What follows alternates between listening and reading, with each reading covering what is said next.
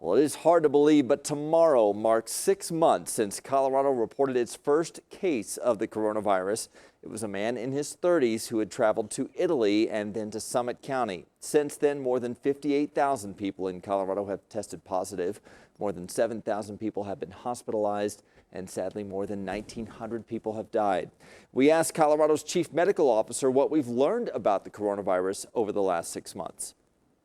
We learned that with the right kind of social distancing, people minimizing their contact at work and with their family, if we protected people who were older and at higher risk for complications, if we had the right kinds of policies like wearing masks, doing things outdoors, we could actually bend the curve for what could have been a terrible, terrible time.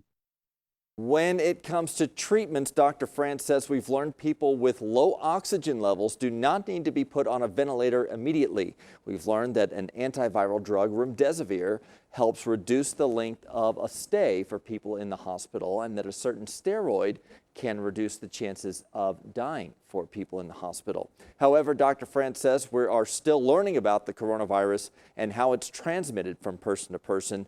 Experts wonder what will happen when we have both the flu and COVID-19 seasons in the community.